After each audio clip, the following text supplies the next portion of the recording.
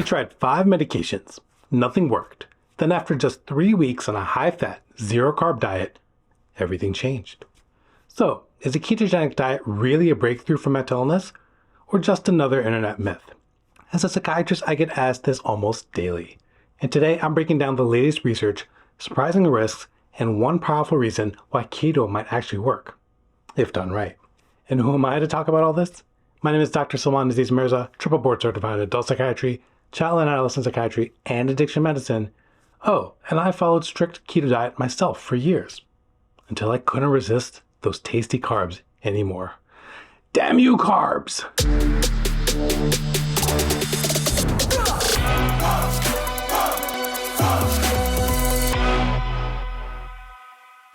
What if your depression wasn't just in your brain, but in your blood sugar too?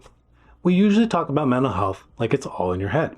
Serotonin this and dopamine that and trauma, and maybe some genetics. But most people miss a massive part of the picture. Your brain doesn't operate on its own. It's connected to every system in your body. And those systems, they talk constantly.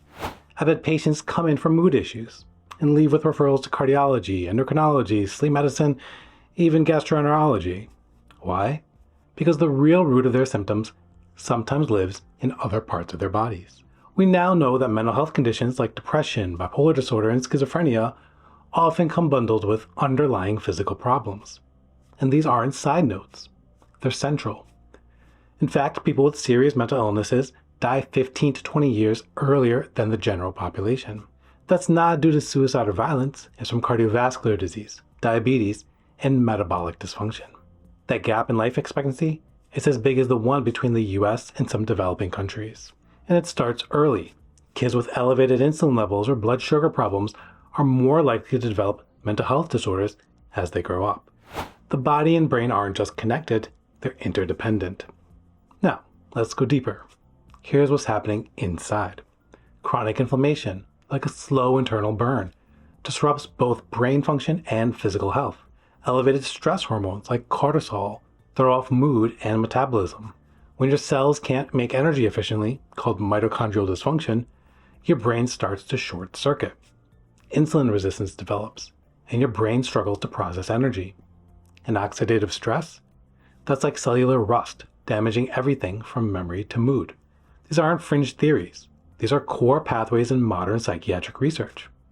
And here's where it gets tricky. The medications we prescribe, antipsychotics, mood stabilizers, even some antidepressants, often make these metabolic problems worse.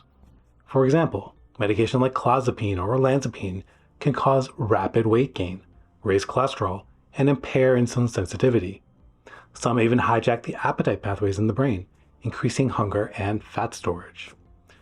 So yes, they may reduce symptoms, but at the same time, they're increasing your risk of diabetes, heart disease, and early death. It's a trade-off, and for many patients, it's heartbreaking. Literally. Over 40% of people with serious mental illness meet criteria for metabolic syndrome, a dangerous mix of belly fat, high blood pressure, and poor blood sugar control. That's twice the rate of the general population. This tells us something crucial. Mental illness is a whole body condition. Depression isn't just about sadness. Schizophrenia isn't just about hallucinations. These conditions are biochemical storms that involve your gut, your heart, your hormones, your entire internal system. And perhaps most importantly, many of these patients show signs of something called cerebral glucose hypometabolism, which is a fancy way of saying their brains can't use sugar efficiently for energy. So what happens when the brain can't get the fuel it needs? Symptoms get worse. But here's the big idea. What if we gave the brain a different kind of fuel, one it could actually use? And that's where keto enters the story. You've probably heard of the ketogenic diet for weight loss. But did you know it was originally developed not for your waistline, but for your brain? Over 100 years ago, doctors used it to treat kids with epilepsy. When nothing else worked, keto sometimes stopped their seizures completely. But why would changing your diet do that? It all comes down to how your brain gets energy. Most of the time, your body runs on carbs. You eat bread, pasta, fruit. It gets broken down into glucose, and your cells burn that glucose for fuel. But when you dramatically reduce your carbs, your body goes into a state called ketosis. That's when your liver starts producing ketones, energy molecules made from fat. And here's what's wild. Your brain can run on ketones. In fact, in some cases, it might run better on ketones than it does on sugar, especially if you have underlying metabolic issues. The main ketone, called beta-hydroxybutyrate, or BHB for short, doesn't just fuel your brain. It also sends signals that reduce inflammation, improve mitochondrial function, and change your brain chemistry. Think of it like switching from a flickering light bulb to a smooth, bright LED. That's why some researchers think keto could help people with bipolar disorder, schizophrenia, or depression, especially if their brain cells are struggling to process sugar. In one small study out of Stanford, people with schizophrenia or bipolar disorder who tried the ketogenic diet showed measurable improvements in thinking, mood stability, and even a reduction in hallucinations. Now, just to be clear, this is still early stage research. Most of what we have so far comes from case reports and small pilot studies. But here's the thing, the science behind it actually makes sense. For one, ketones seem to reduce inflammation in the brain, something we know is involved in many mental health conditions. They also improve how brain cells produce energy, especially when those cells are struggling to use sugar. And they even change brain chemistry, raising levels of GABA, which calms the brain, and lowering glutamate, which can overstimulate it. On top of that, people who've tried keto often report better focus, more stable moods, and even reduced anxiety. So while the evidence is still emerging, the mechanisms behind keto's effects are biologically solid, and more research is underway. But before you throw out your cereal and start slathering butter on everything, we need to talk about the risks, because this isn't just a tried and see kind of diet. Before you go tossing out your cereal and filling your fridge with bacon and butter, we need to talk. Because the ketogenic diet, it's not just a lifestyle trend, it's a metabolic intervention. And in some cases, it can be risky. For certain people, keto can be life-changing, but for others, it can be life-threatening if done wrong or without medical guidance. Let me explain. The keto diet drastically changes how your body processes energy. And when your metabolism shifts that dramatically, everything else shifts too. Your hormones, your digestion, even how your medications behave. For example, people on certain psychiatric medications, like valproic acid, also known as Depakote, can experience dangerous complications. There is a case report of one patient who was hospitalized with liver failure just 2 weeks after starting keto while on this medication.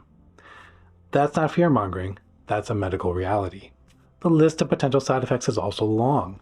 In the first few days, many people experience what's called the keto flu, symptoms like headaches, fatigue, irritability, and digestive issues. Over time, you might also face problems like constipation from low fiber intake or elevated cholesterol, which can increase your risk of heart disease. There's also the risk of nutrient deficiencies. Things like folate, vitamin B6, magnesium, and potassium can all drop off without careful planning.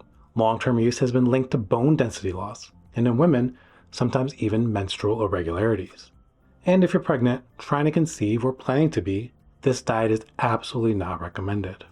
People with pancreatic issues, liver dysfunction, or fat metabolism disorders should not attempt keto without full medical clearance. And if you ever struggled with disordered eating, the rigid rules of keto can be especially triggering, leading to obsessive behaviors or unhealthy restriction. That's why medical supervision isn't optional, it's essential.